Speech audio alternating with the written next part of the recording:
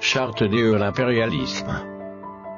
La présente charte a été élaborée à Washington pendant la traite négrière, ensuite discrètement négociée à la conférence de Berlin en 1885, pendant que les puissances occidentales se partageaient l'Afrique.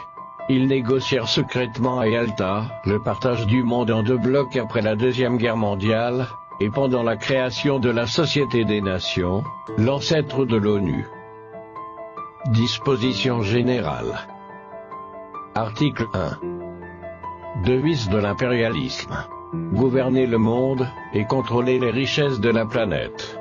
Notre politique est de diviser pour mieux régner, dominer, exploiter et piller pour remplir nos banques, et faire d'elles les plus puissantes du monde. Article 2. Aucun pays du tiers-monde ne constitue un État souverain et indépendant. Article 3. Tout pouvoir dans les pays du tiers-monde émane de nous, qui l'exerçons par la pression sur les dirigeants qui ne sont que nos marionnettes. Aucun organe du tiers-monde ne peut s'en attribuer l'exercice. Article 4. Tous les pays du tiers-monde sont divisibles, et leurs frontières déplaçables selon notre volonté. Le respect de l'intégrité territoriale n'existe pas pour le tiers-monde. Article 5. Tous les dictateurs doivent mettre leur fortune dans nos banques pour la sécurité de nos intérêts. Cette fortune servira de dons et crédits accordés par nous comme assistance, et d'aide au développement aux pays du tiers-monde. Des régimes politiques. Article 6. Tout pouvoir et gouvernement établi par nous est légal, légitime et démocratique. Mais tout autre pouvoir ou gouvernement qui n'émane pas de nous est illégal, illégitime et dictatorial, quelle que soit sa forme et sa légitimité. Article 7.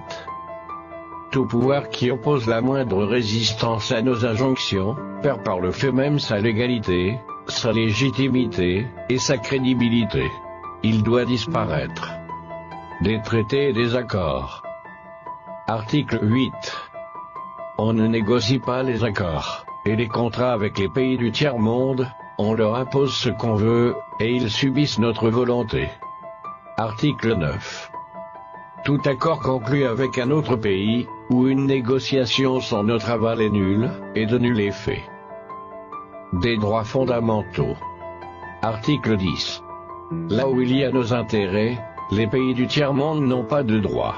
Dans les pays du Sud, nos intérêts passent avant la loi et le droit international. Article 11.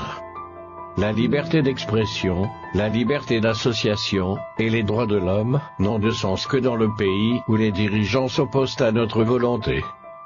Article 12. Les peuples du tiers-monde n'ont pas d'opinion, ni de droit, ils subissent notre loi et notre droit. Article 13. Les pays du tiers-monde n'ont ni culture ni civilisation, sans se référer à la civilisation occidentale. Article 14.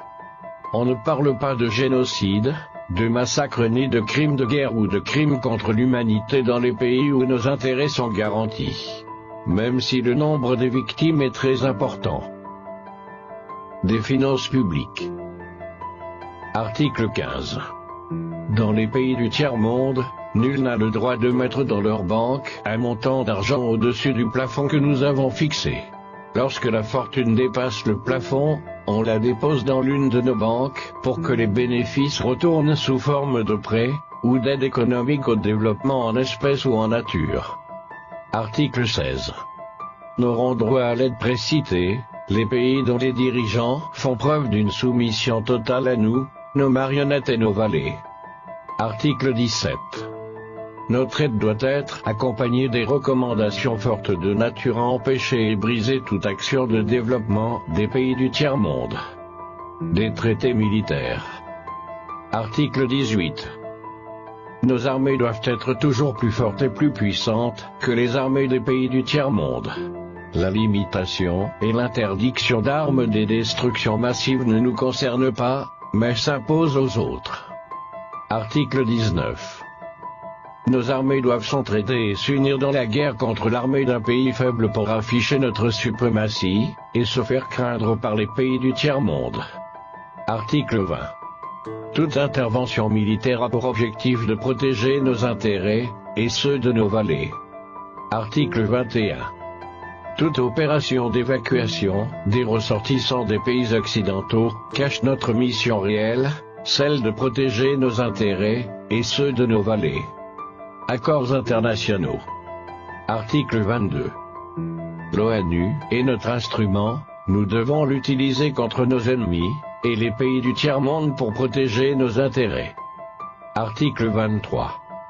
Notre objectif est de déstabiliser et détruire les régimes qui nous sont hostiles et installer nos marionnettes sous la protection de nos militaires sous la couverture des mandats des forces de l'ONU. Article 24. Les résolutions de l'ONU sont des textes qui nous donnent le droit et les moyens de frapper, de tuer et de détruire les pays dont les dirigeants et les peuples refusent de se soumettre à nos injonctions sous la couverture des résolutions du Conseil de sécurité de l'ONU. Article 25.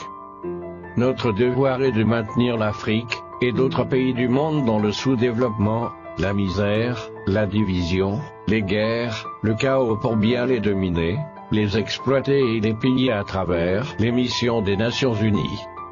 Article 26. Notre règle d'or est la liquidation physique des leaders et dirigeants nationalistes du tiers-monde. Article 27. Les lois, les résolutions, les cours et tribunaux des Nations Unies sont nos instruments de pression contre les dirigeants et les leaders des pays qui défendent les intérêts de leur peuple. Article 28. Les dirigeants des puissances occidentales ne peuvent être poursuivis, arrêtés ni incarcérés par les cours et tribunaux de l'ONU, même s'ils commettent des crimes de guerre, de génocide, ou des crimes contre l'humanité.